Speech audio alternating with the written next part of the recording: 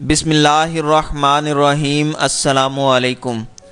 آسیہ مسیح کی بریت کے خلاف اپیل سپریم کورٹ سے مسترد کیے جانے پر تحریک لبیک یا رسول اللہ کی ملک گیر پرامن ہڑتال کے اعلان کے بعد کئی شہروں میں مظاہرے جاری ہیں۔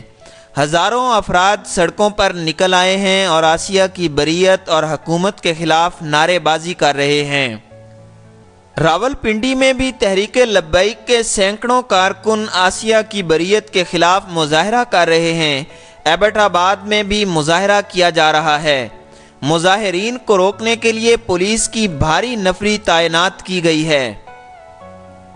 آسیہ بی بی کی رہائی کے خلاف تحریک لبیک پاکستان کے تحت کراچی کے علاقے بہادر آباد میں مظاہرین جمع ہونا شروع ہو گئے ہیں۔ تحریک لبیک کی ریلی بہادر آباد سے پریس کلب تک جائے گی۔ بہادر آباد میں پولیس اور رینجرز کی بھاری نفری بھی پہنچ گئی ہے، جبکہ مظاہرین کو منتشر کرنے کے لیے پولیس نے لاٹھی چارج شروع کر دیا ہے۔ مظاہرین اور پولیس میں آنکھ مچولی کا سلسلہ جاری ہے۔ ریلی کے راستوں میں بھی پولیس کے دستے تعینات کیے گئے ہیں جو آنسو گیس اور لاٹھیوں سے لیس ہیں۔ آسیہ مسیح کی رہائی کے خلاف شب قدر میں جمعیت علماء اسلام فضل الرحمان گروپ کا مظاہرہ بھی جاری ہے۔ تحریک لبیک کی ہڑتال کی کال پر آج جزوی ہڑتال ہے۔ کئی شہروں میں دکانیں بند ہیں اور ٹرانسپورٹ بھی سڑکوں پر بہت کم ہے۔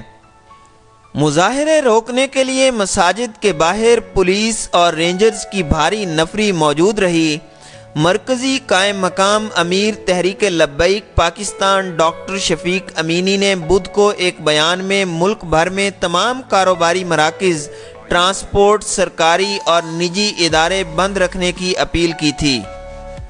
ڈاکٹر شفیق امینی نے ملک بھر میں تمام مسالک کے ائمہ اور خطباء سے اپیل کرتے ہوئے کہا تھا کہ نماز جمعہ کے اجتماعات میں آسیہ مسیح کیس پر سپریم کورٹ کے غیر شرعی فیصلے کے خلاف شعور اجاگر کریں اور اس غلط فیصلے پر روشنی ڈالیں۔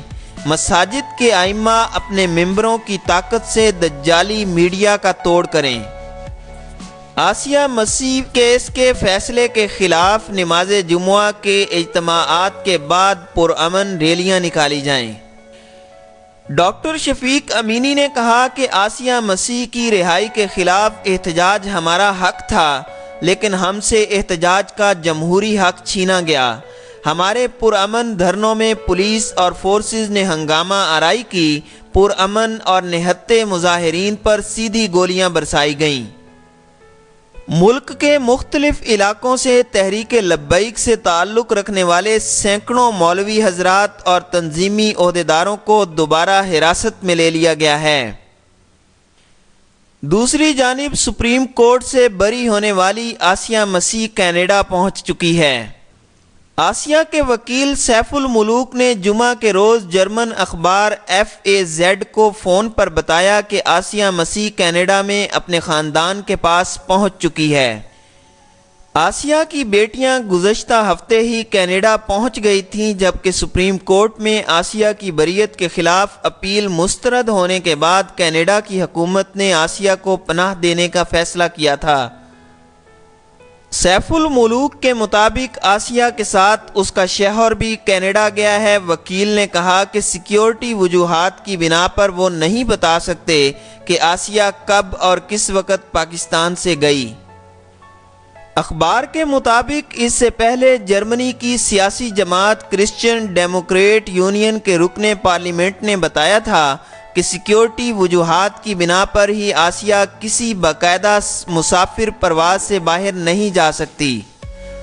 فوری طور پر یہ واضح نہیں کہ آسیہ کو کسی خصوصی طیارے سے پاکستان سے باہر لے جایا گیا، یا وہ نام بدل کر عام پرواز سے گئی، یا پھر اس نے اپنے نام سے ہی سفر کیا۔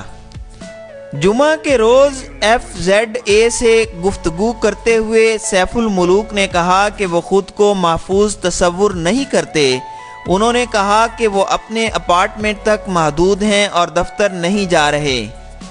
سیف الملوک کا یہ بھی کہنا تھا کہ محفوظ محسوس نہ کرنے کے باوجود وہ پاکستان میں ہی خود کو بہتر محسوس کرتے ہیں۔